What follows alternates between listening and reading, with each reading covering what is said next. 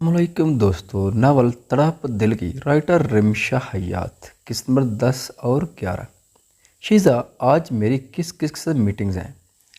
अरसम ने अपने सर को हाथ की दो उंगलियों से दबाते हुए पूछा तो शीज़ा, जो उसकी सेक्रेटरी थी, उसकी मीटिंग्स के बारे में बताने लगी। सारी मीटिंग कैंसिल कर दो। और खान कहाँ है? अरसम ने अपनी जगह से खड़े होते पूछा। वो अपने रूम में है, शीज़ा ने कहा। ठीक है, अरसम कहती उठकर अपने ऑफिस से बाहर चला गया। दरवाज़ा नाक करते अरसम खान के रूम में दाखिल हुआ, जो उर्वा की कोई बात सुन रहा था। उर्वा को देखते ही उसने हैरानी से खान की तरफ देखा। उर्वा एक नज़र अरसम को देखते वहाँ से चली गई थी। आज उसने पहली बार अरसम को ऑफिस में देखा था और उसे मालूम भी नहीं था कि वो कौन है। खान, ये तुम्हारी नई सेक्रेटरी है? अरसम ने लहजे में हैरानगी लिए पूछा। हाँ, लेकिन तुम इतने हैरान क्यों हो रहे हो? खान ने आम से अलवहजे में पूछा। नहीं, तुम्हारी सेक्रेटरी का हुलिया इस बार काफ़ी मुख्तलिफ है, इसलिए थोड़ा अजीब लगा, लेकिन खूबसूरत तो है। अरसम ने खान के सामने बैठते हुए कहा। तुम मुझे उसके आस पास नज़र नहीं आओगे। अरसम ने जितना हो सके उससे दूर रहना, खान ने उसे वार्न करते कहा। कहीं यही वो लड़की तो नहीं जिसकी वजह से तुमने दादा जान को रिश्ता ख़त्म करने का? अरसम ने मशकूक अंदाज में पूछा, क्योंकि वो काफ़ी दिनों बाद ऑफिस आया था। शट अप, अपने दिमाग को थोड़ा पुरस्कून भी होने दिया करो, हमेशा उल्टा ही सोचती हो। खान ने डपटते हुए कहा। मैंने तो सिर्फ पूछा, और लड़की तो प्यारी है और खूबसूरत की तारीफ करनी चाहिए। अरसम ने उसे चढ़ाने वाले अंदाज में कहा। अरसम, अगर तुम्हें कोई काम है तो ठीक है, वरना जाओ यहाँ से, क्योंकि तुम्हारी बेकार की बातें सुनने का मेरे पास वक्त नहीं है। खान ने लैपटॉप की स्क्रीन पर नजरें जमाए संजीदगी से कहा। ज़रूरी बात ही करने आया था, लेकिन फिर तुम्हारी सेक्रेटरी नज़र आ गई। अरसम ने खान को देखते कहा, जिसने उसे घूरी से नवाजा था। अच्छा ठीक है, अब कुछ नहीं कहूँगा। मुझे तुमसे अपने निकाह की बात करनी थी, तो क्या तुम मेरी मदद करोगे या मुझे खुद ही कुछ ना कुछ करना चाहिए पड़ेगा? अरसम ने संजीदगी से खान को देखते पूछा। अगर वो लड़की हमसे से शादी कर भी लेती है तो तुम्हें क्या मसला है? जहाँ तक मुझे लगता है हमजा उस लड़की को पसंद करते हैं और उसका अच्छे से ख्याल रखेगा। खान ने लैपटॉप बंद करते असम को देखते कहा। तुम्हें लगता है कि हमजा कभी सुधर सकता है? और ये बात तुम तो अच्छी तरह जानते हो। उस इंसान से अच्छे की उम्मीद नहीं रखी जा सकती, और मैं तुम्हें चाहता हूँ और मैं नहीं चाहता कि उसकी वजह से किसी मासूम की ज़िंदगी ख़राब हो। अरसम ने कहा तो खान हल्का सा मुस्कुरा पड़ा था। और जो तुम उस लड़की की मदद करने के चक्कर में उससे ज़बरदस्ती निकाह करोगे, क्या वो तुम्हारे बारे में अच्छे ख्यालात रखेगी? उसे तो इस बारे में कुछ भी मालूम नहीं, वो तो तुम्हें ही गलत समझेगी। खान ने नासमझी से कहा। मुझे फ़र्क नहीं पड़ता खान, मुझे बस उससे निकाह करना है। बस एक बार निकाह हो जाए, फिर वो कुछ नहीं कर सकेगा। अरसम ने तंज़िया लहज में कहा। ठीक है, जैसे तुम्हारी मर्ज़ी, तुम्हें जिस तरह की भी मदद की ज़रूरत होगी मैं करूँगा, लेकिन उस लड़की का तुम्हें श्वर की तरह ही ख्याल रखना होगा। और जब हमजा को निकाह का पता चलेगा तो वो किसी भी तरह आराम से नहीं बैठेगा। खान ने पुरसोच अंदाज में कहा। बात की बाद में देखी जाएगी खान, फिलहाल तो मैं उससे निकाह करना चाहता हूँ, अभी निकलता हूँ, मुझे एक ज़रूरी काम है। अरसम ने खड़े होते कहा। तुम उस लड़की से मोहब्बत तो नहीं करते? ठीक कह रहे हो ना? खान ने अरसम की तरफ देखते हुए पूछा। ठीक कहा तुमने, मैं उससे मोहब्बत नहीं करता, क्योंकि हमारी पहली मुलाकात में ही उस लड़की ने बिना सोचे समझे भरी मार्केट में मुझ पर हाथ उठाया था। मुझे सिर्फ उस लड़की से हमदर्दी है। अरसम ने कंधे उचकाते का और वहाँ से निकालने लगा, जबकि उर्वा दरवाज़ा ना करते अंदर आए। मिस ब्यूटी, क्या मैं आपका नाम जान सकता हूँ? अरसम ने खान को देखते उर्वा से पूछा। खान खां जानवी नज़रों से अरसम को देख रहा था। उर्वा ने अरसम को देखते कहा। बहुत खूबसूरत नाम है, बिल्कुल तुम्हारी तरह। और इससे पहले अरसम मजीद उर्वा की तारीफ़ों के पोल बांधता, खान की सर्द आवाज़ कमरे में गूंजी थी। अरसम, तुम यहाँ से जाओगे या मैं खुद तुम्हें बाहर तक छोड़ाऊँ? खान ने दांत पीसते कहा। नहीं सफ़वान खान, इसकी ज़रूरत नहीं, मैं खुद चला जाऊँगा। अरसम ने मुस्कुराहट दबाते का और वहाँ से चला गया। उर्वा हैरानी से दोनों को देख रही थी। मिस उर्वा, आपको कोई काम था? सफ़वान खान ने उर्वा को देखते संजीदगी से पूछा। जी सर, वो कहते हैं। सफ़वान की तरफ बढ़ी, जब कोई आंधी तूफान की तरह दरवाज़ा खोले अंदर आया था। सफ़वान के साथ उर्वा ने भी दरवाजे की तरफ देखा, जहाँ सानिया सुर्ख चेहरा लिए अंदर आई। सानिया को देखते ही खान के माथे पर बाल पड़े थे। तुम्हारी हिम्मत कैसे हुई मिस्टर सफ़वान खान इस रिश्ते को तोड़ने की? मैं इतने सालों तक तुम्हारे नाम से जुड़े बैठी रही, और अब तुमने इतनी आसानी से रिश्ता ख़त्म कर दिया। सानिया ने टेबल पर ज़ोर से हाथ मारते खान की तरफ झुकते हुए गुस्से से कहा। उर्वा तो सानिया को खड़ी देख रही थी। आखिर ये कौन थी जो खान से इस लहजे में बात कर रही थी, और तुम बाहर जो जहाँ क्यों खड़ी हो? सानिया ने उर्वा को देखते सर्द लहजे में कहा। जो इस बात में सर लाए वहाँ से जाने लगी। जब तक मैं ना कहूँ तुम कहीं नहीं जाओगे। खान ने उर्वा को देखते संजीदगी से कहा। उर्वा ने बेबसी से जान को देखा था। तुमने हर एक को मुझ पर फौकियत देनी होती है, चाहे वो तुम्हारे घर के मुलाजिम हो या ऑफिस के। सानिया ने चीखते हुए कहा। खबरदार, अगर तुमने उनके लिए मुलाजिम का लफ्ज़ इस्तेमाल किया तुम्हारी ज़बान खींच कर निकाल लूँगा और अभी मेरे ऑफिस से निकलो, वरना गार्ड को बुलाकर धक्के देकर बाहर निकलवा दूंगा। खान ने खड़े होते करख्त लहजे में कहा। तुम मुझे यहाँ से निकलवाओगे? सानिया ने बेयकीनी से पूछा। उर्वा को लग रहा था उसने सानिया को कहीं देखा है, लेकिन कहाँ उसे याद नहीं आ रहा था। तुम जा रही हो या गार्ड को बुलवाऊँ? खान ने खड़े होते दरवाजे की तरफ इशारा करते कहा। मेरी एक बात याद रखना सफ़वान खान, मरते दम तक मैं तुम्हारा पीछा नहीं छोड़ूंगी। सानिया ने गुस्से से कहा और पैर पटकती वहाँ से चली गई। उर्वा अब भी वहीं खड़ी थी। ये कौन थी? उर्वा ने डरते डरते पूछा। मेरी मंगेतर, सफ़वान ने आम से लहजे में कहा। बहुत खूबसूरत है, उर्वा ने मुंह में बुड़बुड़ाते हुए कहा, लेकिन उसकी बुड़बुड़ाहट सफ़वान सुन चुका था। उससे बचकर रहना, आगे जाकर ये तुम्हारे दुश्मन बनने वाली है। सफ़वान चलता हुआ उर्वा के पास आया और थोड़ा इसके कान के पास झुककर कहते ही वहाँ से चला गया। मेरी दुश्मन वो क्यों बनेगी? उर्वा ने हैरानी से सोचा, फिर कंधे उचकाकर खुद भी वहाँ से चलेगी। खान का पूरा नाम सफ़वान खान था। उसके वालिदैन का बहुत पहले इंतकाल हो गया था। उसका एक भाई भी था, वो भी एक हादसे का शिकार हो गया था। खान पढ़ाई के लिए बहुत सा अरसा बाहर रहा, लेकिन ऐसा दादा जान और बाकी साहब को लगता था। लेकिन वो कुछ साल बाहर गुजारने के बाद खान वापस पाकिस्तान आ गया था और उस बारे में सिर्फ अरसम को मालूम था। यहाँ आते उसने अपने बिजनेस को मज़ीद कामयाबी की बुलंदियों तक पहुँचाया और आज उनकी कंपनी का शुमार मुल्क की बड़ी कंपनियों में होता था। आज वो जाना माना बिजनेसमैन था, लेकिन कुछ ख्यालात उसे सुकून से जीने नहीं दे रहे थे। कुछ ख्वाब आज भी उसका पीछा करते थे और इन दूर भागते हुए सफ़वान थक गया था।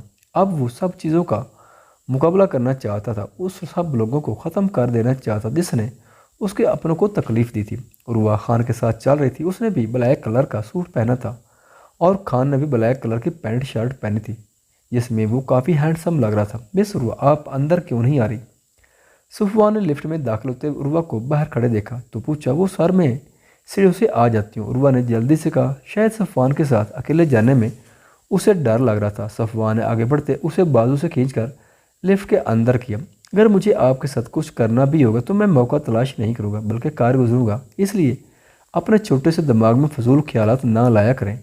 सफ़वान ने सामने देखते संजीदगी से कहा। उर्वा को अपनी सोच पर शर्मिंदगी तो हुई थी, लेकिन वो ज़हर नहीं करना चाहती थी। आप कैसे कह सकते हैं कि यही वजह थी जो मैं लिफ्ट में नहीं आ रही थी? उर्वा ने सफ़वान को देखते पूछा। तो फिर मुझसे दूर भागने की क्या वजह थी मिस उर्वा? सफ़वान ने अचानक उर्वा की तरफ अपना रुख मोड़ा और उसकी जानिब अपने कदम बढ़ाने लगा। ये क्या कर रहे हैं आप? उर्वा ने सफ़वान को खुद के करीब आते देखा तो बुखलाए हुए अंदाज में पूछा। आपका जवाब सुनना चाहते हो? आप मुझसे दूर क्यों भागती हैं? सफ़वान ने उर्वा के करीब आते दाएं जानिब दीवार पर हाथ रखते गहरे लहजे में पूछा। वो उर्वा के इस कदर करीब आ गया था कि उसकी तेज परफ्यूम की खुशबू को अपने बेहद करीब महसूस कर सकती थी। मैं आपसे दूर नहीं भाग रही, उर्वा ने नजरें चुराते हुए कहा। मिस उर्वा, आप क्या इतनी मासूम हैं या बनने का ड्रामा करती हैं? सफ़वान की नज़रें भटकते हुए उर्वा के होंठों की तरफ जा रही थी। आप उर्वा को समझ नहीं आ रही थी कि क्या कहे। सफ़वान के करीब आने पर उसकी अपनी हालत अजीब हो रही थी। मिस उर्वा, मुझसे दूर रखना, क्योंकि जब आप मेरे करीब आती हैं तो मैं अपने इरादों से भटक जाता हूँ। सफ़वान ने गहरे लहजे में उर्वा को देखते कहा, जो सांस रोके उसे देख रही थी। सफ़वान उसके खौफजदा चेहरे को देखते पीछे हो गया। उर्वा ने अपना सांस बहाल किया था। लिफ्ट कर रुकते ही उर्वा जल्दी से बाहर आई, लेकिन जितनी जल्दी वो वहाँ से निकलना चाहती थी इतनी ही तेज़ से सामने आते इंसान को देखते दोबारा लिफ्ट में आ गए। सफ़वान जो लिफ्ट से निकल रहा था उर्वा के टकराने से दोबारा लिफ्ट में आ गया, लेकिन सफ़वान हमजा को देख चुका था और उर्वा के चेहरे का उड़ा हुआ रंग देखकर उसके माथे पर बाल पड़े थे। उर्वा बुखलाए हुए अंदाज में लिफ्ट के बटन दबाने लगी। सफ़वान खड़ा उसे देख रहा था। उसने आगे बढ़ते उर्वा को कलाई से पकड़ते उसका रुख अपनी तरफ किया। लिफ्ट का दरवाज़ा दोबारा से बंद हो गया था। मुझे बताना पसंद करेंगी आपके किस से इतना खौफजदा हो रही थी? सफ़वान ने उर्वा की खौफ से फैली हुई आंखों में देखते पूछा। दो इतना डर गई थी कि उसे बोला नहीं जा रहा था। वो उससे पहले उर्वा कुछ कहती उसे अपनी आंखों के सामने अंधेरा सा आता महसूस हुआ और वही सूफान की बाहों में बेहोश हो गई। सूफान संजीदगी से उसे देख रहा था। उसकी नज़र उसके गर्दन के निशान पर पड़ी थी। उसने आगे हाथ बढ़ाकर उर्वा के निशान को अपनी उंगली की मुंह से छुआ। ये निशान तुम्हें बहुत तकलीफ देता है। सूफान ने उसके निशान को देखते का और अपना मोबाइल निकलने ड्राइवर को गाड़ी निकालने का कहते ही उर्वा को अपने बाहों में उठाए वहाँ से ले गया। उर्वा की जब आँख खुली तो उसने खुद को किसी अनजान कमरे में पाया, लेकिन जैसे उसे याद आया कि उसने हमजा को देखा था और फिर वहीं बेहोश हो गई थी, जल्दी से उठकर बैठ गई। सफवान सोफे पर टांग रखे बैठा उर्वा को ही देख रहा था। सर मैं कहाँ हूँ? उर्वा की नज़र जब खान पर पड़ी तो उसने परेशानी से पूछा।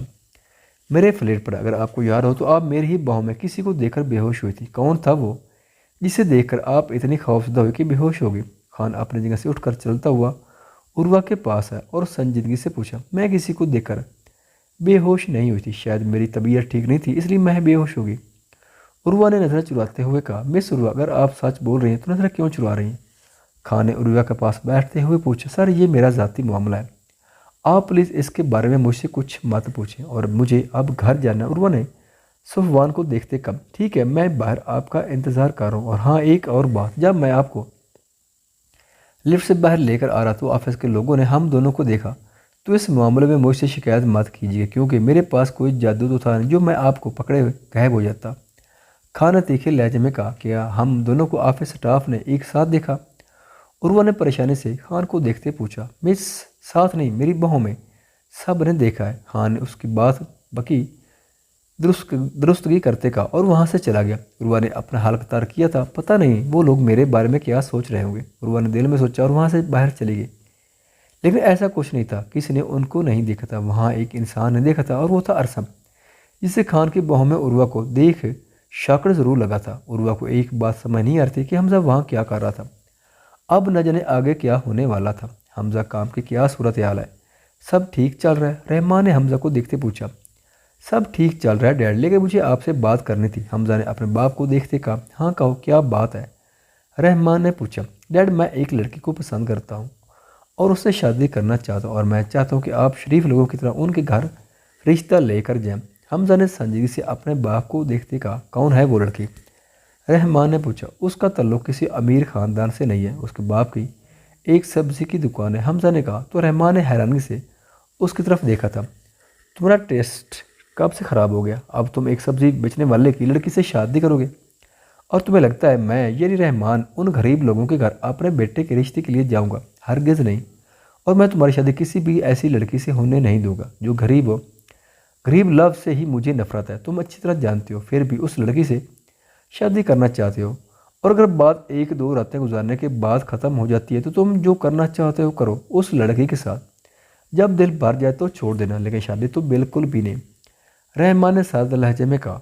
हमजा माथे पर बाल लिए अपने बाप की बात सुन रहा था। डैड, अगर वो लड़की मुझे एक या दो रातों के लिए चाहिए होती तो कभी भी आपके पास ना आता। मैं आपके पास आया हूँ तो उसका मतलब है वो लड़की मुझे सारी ज़िंदगी के लिए चाहिए। मैं उसे अपनी इज्जत बनाना चाहता हूँ, इसलिए आप उसके घर रिश्ता लेकर जाएंगे। ये मेरा आखिरी फैसला है और आप मुझे रोक नहीं सकते। आप भी अच्छी तरह जानते हैं, हमजा ने गुस्से से कहा और कहते ही वहाँ से चला गया। मेरी भी एक बात का कान खोल कर सुन लो, मैं कभी भी तुम्हारी शादी उस लड़की से होने नहीं दूंगा, रहमान ने पीछे से ऊंची आवाज़ में कहा। लेकिन हमजा वहाँ से जा चुका था। रहमान ने अपना मोबाइल निकाला और कॉल मिलाई। मालूम करो कि हमजा किस लड़की के पीछे पागल हुआ पड़ा है, मुझे उसकी तस्वीर चाहिए। रहमान ने अपने आदमी को कहते ही मोबाइल बंद कर दिया। मैं भी देखता हूँ कैसे तुम उस लड़की से शादी करते हो, रहमान ने सर्द लहजे में कहा और ख़ुद भी वहाँ से चला गया।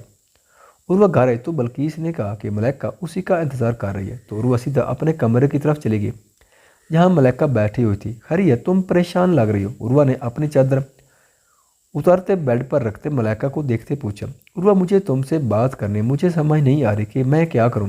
मलाइका ने उर्वा का हाथ पकड़े उसे अपने सामने बिठाते हुए कहा। हाँ क्या हुआ? उर्वा ने हैरानगी से पूछा। तो मलाइका ने सारी सूरत हाल उर्वा को बता दी। अरसम को थप्पड़ मारने से लेकर थाने जाने वाली बात तक उसने सब उर्वा को बता दिया था। तुम्हारे साथ इतना कुछ हो गया और तुम मुझे अब बता रही हो, उर्वा ने मलाइका को घूरते हुए कहा। मुझे लगा ये इतना बड़ा मसला नहीं और अब तो मुझे यूनिवर्सिटी भी जानना है। अगर ना गई तो अम्मी ने वैसे ही मेरी जान निकाल देनी है कि पहले मैं जानने की जिद कर रही थी और अब छोड़ रही हूँ।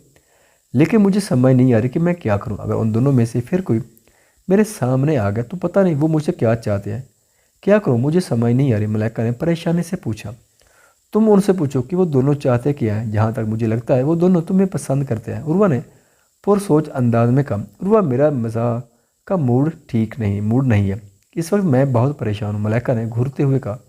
अरे मैं मजाक नहीं कर रही। देखो, तुम कब तक घर में छुप कर बैठोगे। अगर तुम यूं नहीं छोड़ भी देती हो तो ये मसले का हल नहीं है। वो तुम्हें कहीं भी मिल सकते हैं, इसलिए उनसे पूछ लो कि वो तुमसे क्या चाहते हैं। तुम कह रहे थे कि वो एक दूसरे को जानते हैं, तो तुम दोनों में से एक से भी पूछ लोगी तो पता चल जाएगा। उर्वा ने संजीदगी से कहा। हाँ, ये ठीक है, और अल्लाह करे मुझे वो खड़ूस दोबारा ना मिले। मलाइका ने अरसम का सोचकर झुरझुरी लेते कहा। वो हमजा से ज़्यादा अरसम से डर रही थी। ठीक है, मैं अब चलती हूँ ना, अम्मी ना आ जाए यहाँ, मलाइका ने उठते हुए कहा। मलाइका, अपना ख्याल रखना, उर्वा ने कहा। तो मलाइका हंस पड़ी और फिर वहाँ से चली गई। उर्वा भी फ्रेश होने चली गई थी। अगले दिन मलाइका यूनी के लिए निकल गई थी। न जाने आज उसे लग रहा था कि कुछ अजीब होने वाला, लेकिन फिर भी अल्लाह का नाम लेते यूनी के लिए निकल गई। जब वो बस में बैठी तो उसे ऐसा लगा जैसे कोई उसका पीछा कर रहा, लेकिन जब मुड़कर देखती तो कोई भी ना होता। बस स्टॉप पर उतरा तो यूनी तक उसने पैदल पैदल चलकर जाना था, और स्टॉप से यूनी तक का रास्ता 5 मिनट का था। वो अपना ध्यान चला रही थी जब किसी ने उसे पीछे से आकर उसके मुंह पर रुमाल रखा। मलाइका वही उस शख्स की गिरफ्त में फड़फड़ाने लगी थी, लेकिन फिर मुकब्बल की बाहों में बेहोश हो गई। सुबह का वक्त था और उस रास्ते पर लोग भी ना होने के बराबर थे। डैड, खान कैसे शादी से इनकार कर सकता है? मुझे उसी से शादी करनी है। सानिया ने अपने बाप को देखते रोते हुए कहा। डैड, वो अपने फूफू से बहुत प्यार करता है और उनकी खातिर वो कुछ भी करने को तैयार हो जाएगा। आप बस किस तरह चच्ची की ला इल्मी में खान को पैगाम भिजवा दें कि अगर खान ने मुझसे शादी नहीं की तो चाचू कौसर चच्ची को भी तलाक दे देंगे। सानिया ने अपने दिमाग में ख्याल को अपने बाप तक पहुंचाते कहा। अगर सुल्तान को पता चल गया तो वो क्या करेगा? रहमान ने संजीदगी से पूछा। डैड, बाद में देखी जाएगी, लेकिन अभी बस यही रास्ता है जिससे हम खान को हैंडल कर सकते हैं। फिर ये काम तुम ही करोगी और खान से ज़्यादा इस बारे में खुद बात करोगी, रहमान ने संजीदगी से कहा और वहाँ से चला गया। सानिया के चेहरे पर मुस्कुराहट आ गई थी। तो खान, तुम सिर्फ मेरे हो, तुम्हें हासिल करने के लिए मैं किसी भी हद तक जानने को तैयार हूँ। सानिया ने अपने हाथ साफ करते मुस्कुरा कर कहा और अपना मोबाइल उठाए उसे देखने लगी। मिस उर्वा, आपका मोबाइल कहाँ है? सफ़वान ने ऑफिस में दाखिल होती उर्वा को देखते संजीदगी से पूछा। उर्वा जो डरते हुए ऑफिस में दाखिल होती कि जिन स्टाफ ने उसे देखा है वो उसे देखकर बातें ना करें, उनसे बचते हुए अंदर जा रही थी जब उसे सफ़वान मिला। जी सर, वो मेरे बैग में है, शायद चार्जिंग नहीं है। उर्वा ने सफ़वान को देखते कहा। कल आप एक फाइल घर लेकर गई थी और अब वो फाइल मुझे चाहिए। यकीनन आप वो फाइल घर छोड़कर आई होगी। सफ़वान ने दांत पीसते उर्वा को देखते कहा, जिसने परेशानी से सफ़वान की तरफ देखा था क्योंकि वो फाइल सच में घर पर भूल आई थी। सॉरी सर, लेकिन वो फाइल मैं घर भूल आई हूँ, उर्वा ने नज़र झुकाते हुए कहा। शुक्र है आप खुद यहाँ, वरना मुझे तो लग रहा था जैसे आपके हालात चल रहे कहीं आप खुद को ही घर पर न भूल आए। और मिस उर्वा, मुझे वो फाइल 1 घंटे के अंदर चाहिए। अभी आप घर वापस जाएं और फाइल लेकर आइएगा। दूसरी बात, जब भी मैं कॉल करूँ आपका मोबाइल ऑन होना चाहिए और पहली बेल पर ही कॉल अटेंड होनी चाहिए, वरना आप अच्छी तरह जानती हैं। सफ़वान तंजिया लहजे में कहते हुए वहाँ से चला गया। खड़ूस इंसान, उर्वा ने मुंह में बुड़ बुड़ाते हुए कहा और वहाँ से चली गई। कल हमजा अरसम के बारे में ही खान से बात करने आया था, लेकिन ऑफिस आकर उसे पता चला कि खान ऑफिस में नहीं, इसलिए वहाँ वापस आ गया। और अब उर्वा को दोबारा घर वापस जाना था, इसलिए मुँह बसोते ऑफिस से निकल गया। सफ़वान ने जो ड्राइवर उर्वा के लिए रखा था, उर्वा गुस्से में उसके साथ नहीं गई बल्कि रिक्शा लेकर घर गई थी। उर्वा घर गई और वहाँ से वो फाइल लेकर दोबारा ऑफिस है। सर, ये आपकी फाइल। उर्वा ने रूम में दाखिल होते सफ़वान को देखते कहा, जो उसका सुर्ख चेहरा देखकर मुस्कुरा पड़ा था। आप तो बड़ी जल्दी फाइल है मिस उर्वा। सफ़वान ने उसे बैठने का इशारा किया और पानी के गिलास उसकी तरफ बढ़ाया। उर्वा ने एक नज़र सफ़वान को देखा, फिर पानी के गिलास लबों से लगाते पीने लगे। इतने में अरसम दरवाज़ा नाक करते अंदर आया। उसके चेहरे पर संजीदगी छाई हुई थी। खान, हमजा क्या लेने आया यहाँ? वो कल भी आया था, अरसम ने खान को देखते पूछा। लेकिन हमजा का नाम सुनकर उर्वा जो पानी पी थी वो ज़ोर ज़ोर से खांसने लगी। खान और अरसम दोनों ने उर्वा को देखा था। आप ठीक है? अरसम ने उर्वा को देखते पूछा, जिसने खान की तरफ देखा था। अरसम, वो मुझसे मिलने आया तो मैं उससे बात करता हूँ, तुम जाओ अभी, खान ने संजीदगी से कहा। तो अरसम इस बात में सारे लाए वहाँ से चला गया। आप ठीक है? सफ़वान ने उर्वा को देखते पूछा। क्या वो यहाँ आपसे मिलने आए गए? उर्वा ने सफ़वान को देखते घबराए हुए लहजे में पूछा और अपने माथे का पसीना साफ किया। कौन? सफ़वान ने अनजान बनते पूछा। वो उर्वा को समझ नहीं आ रही कि किस तरह हमजा का पूछे। मिस उर्वा, आपकी तबीयत ठीक है? सफ़वान इस बार फिक्रमंदी से बोला, क्योंकि उर्वा चेहरे का रंग पीला हो गया था। जी मैं ठीक हूँ, उर्वा ने कप कपाते लहजे में कहा। फिक्र मत करें, मेरी इजाज़त के बगैर यहाँ कोई नहीं आएगा, सफ़वान ने कहा। तो उर्वा थोड़ी देर पुरसकून हुई। मिस उर्वा, हर बार आप उससे छुप नहीं सकती, कभी ना कभी तो आप दोनों की मुलाकात ज़रूर, तो क्यों ना एक बार आप खुद ही उसके सामने आ जाए, आपका खौफ भी ख़त्म हो जाएगा, सफ़वान ने वहाँ से उठते हुए कहा। उर्वा खामोश नहीं थी। सफ़वान ने एक नज़र उस पर डाली और वहाँ से चला गया। लेकिन उर्वा के दिमाग में अचानक ख्याल है कि अब वो क्यों उस आदमी को पैसे दे, अब तो हमजा उसके सामने सही सलामत है। जिस बात को लेकर वो आदमी से उसे तंग कर रहा था वैसा तो कुछ भी नहीं है, और वो पैसे सफ़वान को वापस कर देगी तो उसे ये जॉब भी नहीं करनी पड़ेगी ना, वो यहाँ आएगी और ना ही उसका सामना हमजा से होगा। ये उर्वा ने सोचा था। आगे सफ़वान क्या करने वाला था वो तो सिर्फ उसे ही मालूम था। इतनी आसानी से तो वो उसका पीछा नहीं छोड़ने वाला था। ख़वातीन व हज़रात, वीडियो देखने का शुक्रिया। अगर वीडियो पसंद आए तो चैनल को सब्सक्राइब करें और साथ ही बेल के आइकन को लाजमी प्रेस करें ताकि आपको आने वाली वीडियोज़ के अपडेट सबसे पहले मिल सकें। खुदा हाफिज़।